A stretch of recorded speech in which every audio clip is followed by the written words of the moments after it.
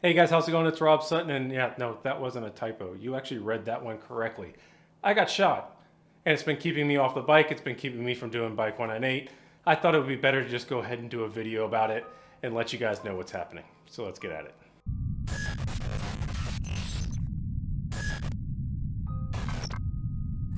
So first off, I don't want to get into too many details here because we, one, are still dealing with an open court case. Yes, a year and a half later, he's still walking around free.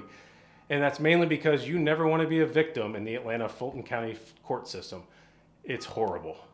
And two, there are other people involved here, and I don't want to get in any privacy issues. If they want to tell their story, they can. I kind of want to just stick to what affected me and give you some details about how we got here. So the date is December 9th of 2018. My wife and I are at a Christmas party at the Omni in downtown Atlanta.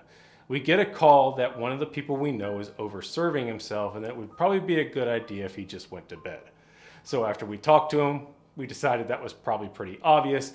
He went on upstairs with us without any argument, and when we got up to his room, we realized his wife had already packed her stuff and left. He was in danger of losing his job and his marriage through the actions that he was doing downstairs. So like I said, he went up willingly. We had no reason to think anything was wrong. After being up there for a little bit, it was like dealing with a regular drunk person. No, I'll go to bed. No, I won't. Yes, I'll go to bed. Don't think so. Really didn't think too much about it. He was even asking for career advice at one point in time, so everything was really positive. At that point in time, another friend that we knew and was friends with him came up to help as well because it was taking a while. As we were standing in the hallway talking about what to do, that's when it happened. It was a violent end to a party in downtown Atlanta. Police say two men who tried to escort a drunk man from a party in a suite at the Omni Hotel ended up shot. CNN security captured the suspect across the street from the hotel. The two men in their 30s who were injured are expected to be okay. So the first shot came through the closed door of his own hotel room into the hallway and hit me in the femoral artery, severing my femoral artery and femoral vein instantly. I put my hand down, it got warm, came up red, and we knew exactly what to do at that point. It was just to run. So the other friend of ours ran. Also, he got hit as he was pushing my wife out of the way. I do not want to go into the details of his injury, but he is doing well and looks like he's going to make a full recovery, and that is incredible given where he was hit. So obviously I was bleeding out, so I only made it about halfway down the hallway. My incredible wife put my leg over her shoulder, tied her sweater around my leg, and started giving me chest compressions until the EMTs and the police were able to get there. Luckily, we were downtown, so they got there pretty quickly. We were also 6 minutes away from Grady, so they cut me open inside the ambulance to clamp off the artery in the vein so they could get me to the ER and start surgery. The last thing I remember is my wife coming up to me as I woke up as they gave me an IV to tell me she loved me and to stay strong before I went in for surgery. About 2 to 3 hours into surgery, they actually came to my wife and told her they had called off homicide. Apparently, a shot like this, the chance of you actually living is very slim. So 11 units of blood transfusion later and a lot of surgery, I was out of surgery with my leg intact and waking up in the ICU. So about every hour while I was in the ICU, the doctors would come in and actually check my pulse in my foot because they were worried I was still going to lose my leg. They had kept me alive, which was awesome, but we still had some more complications from then going out. Luckily, everything turned out as good as it could. I was able to keep my leg, and a couple weeks later, I was out of the hospital. So we come to find out later a couple things. One, the guy that we were trying to help did have a violent history that we did not know about. It had just been covered up in the past and never really accounted for.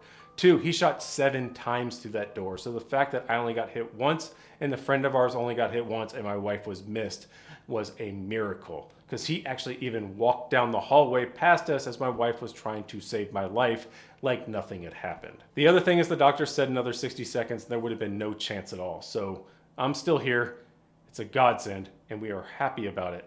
But I want to tell you about the complications that happened afterwards and how I actually ended up getting back on a bike thanks to my friends and my wife. So after I got out of the hospital, we were obviously in physical therapy. There was a lot of damage. So it was a little bit over a year worth of physical therapy before I was even really physically walking the same again. What we started to find out actually came out in stages. So as my body was able to move more, which took several months, we started getting into exercises, and we noticed my leg would start to get really tired really fast, and we couldn't really figure out why. So my physical therapist ordered an ultrasound for my leg to figure out why my leg was getting so tired so quickly. So here's what we came to find out. One, I obviously had arterial and vein damage within the leg. They were able to fix the artery through stents. The vein ended up clotting. So your leg's supposed to, over time apparently, find other pathways and make the blood get down to the leg in a smooth fashion when it comes to veins.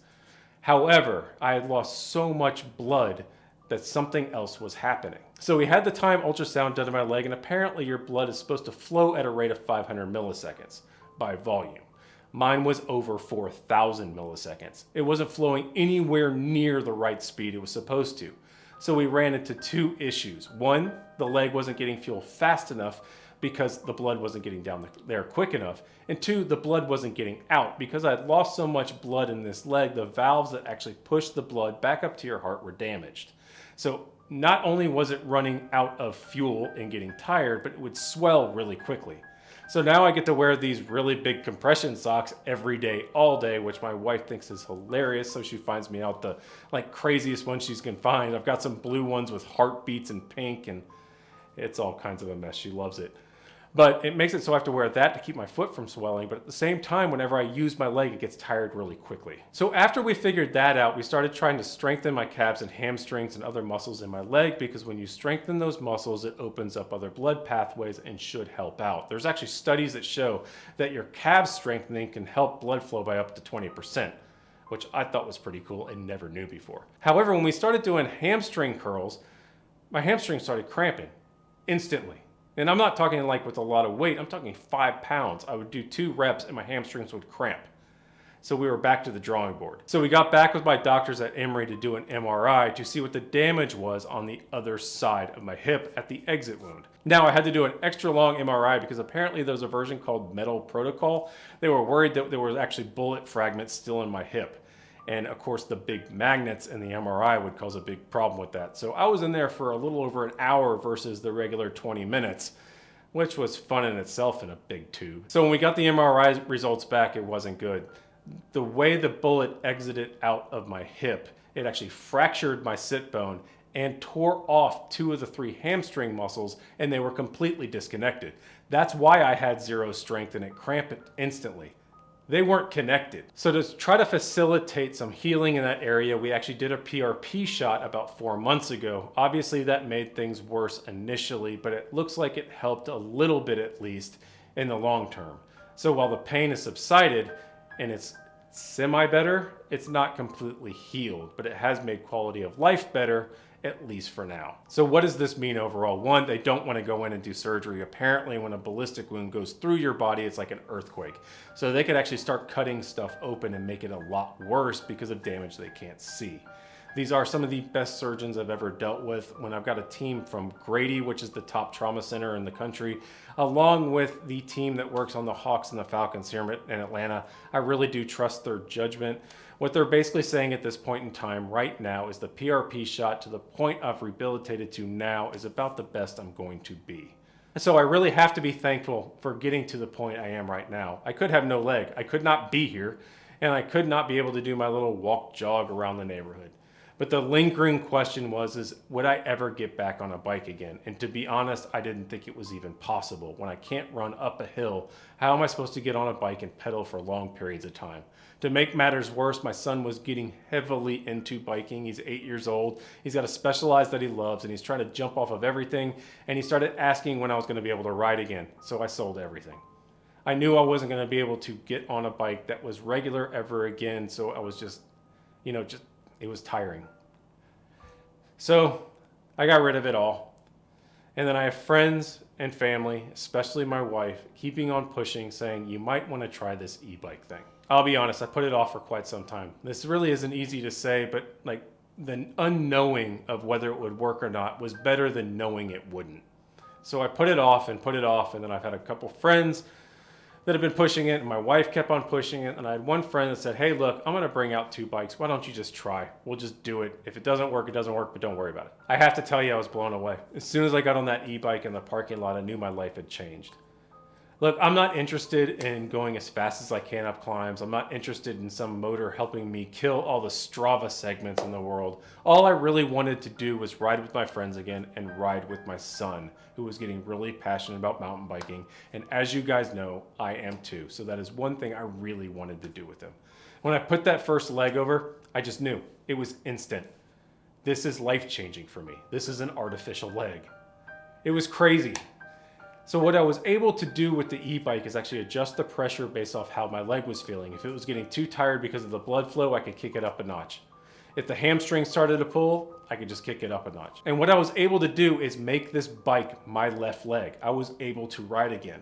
And what I didn't really realize at the time that would happen is that my hip is fractured. So I was really worried about saddle time.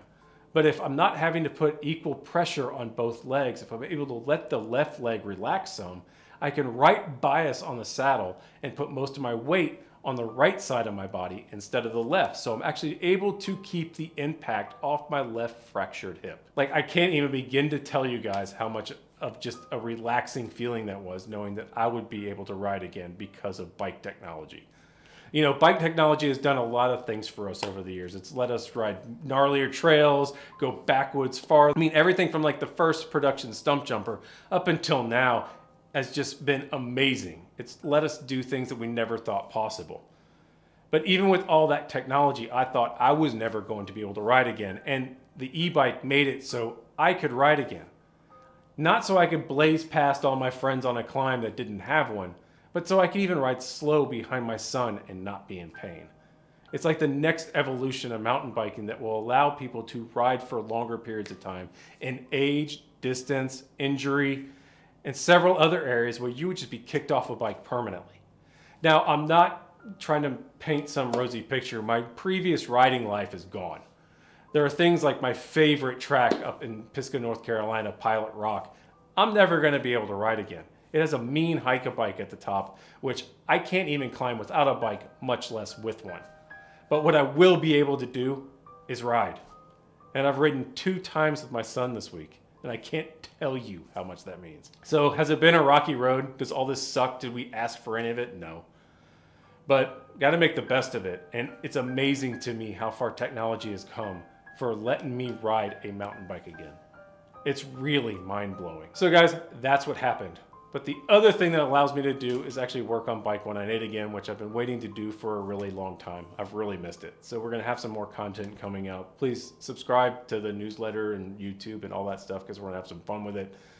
And guys, it's good to be back. It's good to be back on a bike. And thanks for following along, and thanks for the support. See you.